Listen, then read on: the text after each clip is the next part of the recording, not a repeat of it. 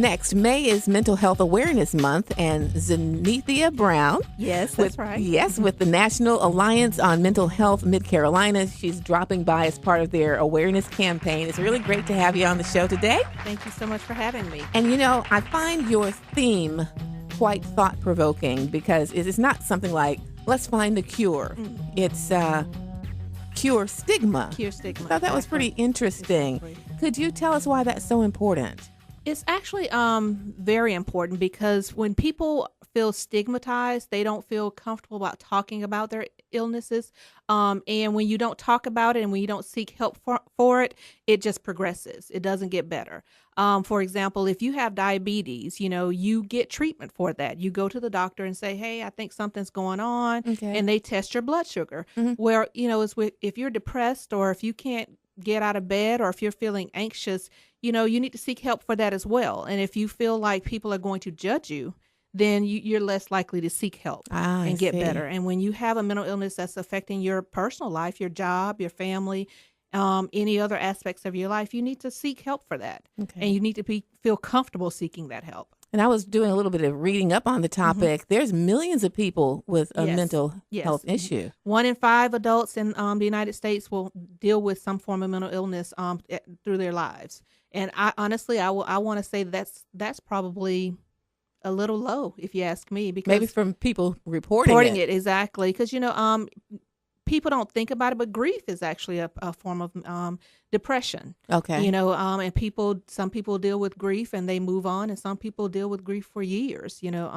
I know my uncle lost his wife years ago, and he still grieves from that. So, when it gets to that point, it's not necessarily grief, but it becomes depression. Okay. And so, and he needs to seek help for that. And I encourage him to, get out and do things and to be open about it and talk with us about it. Now, many people may not even know that they have a stigma about mental health. So you have a stigma test. We have a brief stigma test, and it's something that you take on your own because you have to be honest with yourself. So I thought it would be interesting if you would test the audience right now. Okay. All right. So think about this. If you answer this question, you have 4 possible choices, and think about which one you would answer. I think people with mental illness are A, need to snap out of it, B, need our love and support, C, did something wrong to cause it, or D, are sometimes faking it. Okay.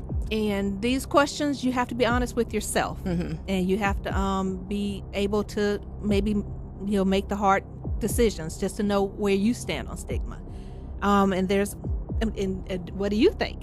Oh, now see, she's going to put me on the spot. Yes, what do you think? Okay.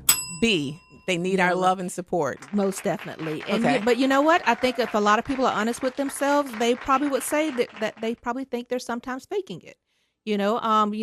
Some people always say, "Oh, she's just doing that to get attention," or "She's just a drama queen."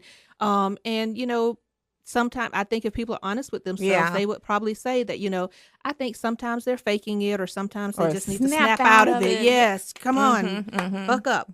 Wow. And that's not always the case. Okay. And so you got more questions Yes, like that there can are more. determine whether a person has a stigma on your website. Yes, we do. And that website is NAMI-mid-carolina.org. So please feel free to take the test and find out where you stand. Now, talk to us about some programs that NAMI Mid-Carolina has. Well, and mainly NAMI Mid-Carolina, we do on a weekly basis, we have support groups. We have support groups for people living with the mental illness, which we call peers, and that's our connection support group. And we have support groups for family members of people living with a mental illness, which is very important. I don't know that people realize how important it is for them to seek help when they're, the caregivers or caretakers of somebody with a mental illness, because, it's important to get out and talk to people who are going through the exact same thing. So we do equally have programs for people living with a mental illness and for family members of people living with a mental illness. And especially upcoming on May 30th, we have our Family to Family class. Our Family to Family class is actually a 12-week class for family members of people living with a mental illness. And it's very in-depth. It talks about the diagnoses. It talks about triggers. It talks about the mental health, navigating the mental health system. Okay. It even talks a little bit about legal issues. But this class is free. And if you want to register, all you have to do is call me. And yes, my name is Zenithia Brown, but please feel free to call me Z. Oh, okay. Everyone calls Z. me Z. All right. Yes, but give me a call at 803-206-2916, and we can get you registered for that. Okay. And you have a wealth of information and resources on Yes, your we do. website. Mhm. Talk to about some of those resources that are available. And it's about, we're all kind of in this together. Everyone, all eight organizations are trying to, stamp out stigma and help people who are living with a mental illness. We have a great partnership with the American Foundation for Suicide Prevention here in South Carolina. We also have a great relationship with Mental Health America, and they help with housing. And programs, and Mercy, MIRCI. They also provide day programs for people living with mental illness and housing as well. And so there's, kind of a consortium of organizations, South Carolina Share, Work in Progress, that Work in Progress helps people with mental illness, seek jobs. Okay. So, we all kind of do this together, and their information is on our website. Their links are on our website. And, if we can't help, then we, of course, focus people on other resources that can. Right, right. And talk to us about your family mind time that's coming up in June. Family Mind Time. This is actually the first time we're doing this, but since I've been at NAMI, I've received a lot of calls from parents of adolescents who have mental illness, and our support groups are really for 18 and older.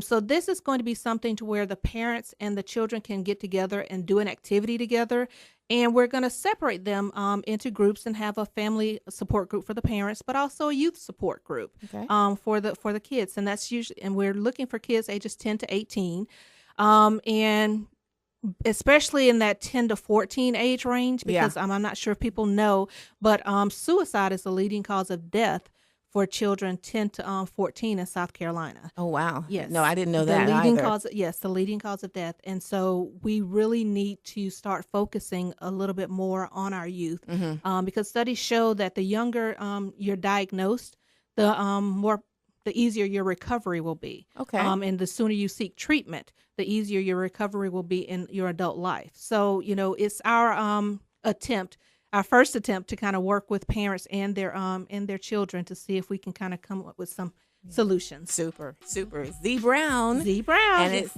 NAMI Mid Carolina. Yes, it is. And your contact information? Again, 803-206-2916, or you can go to our website at namimid-carolina.org. Okay, don't forget that dash. Give me a fist pump. Thank you so much. What? Can I make it?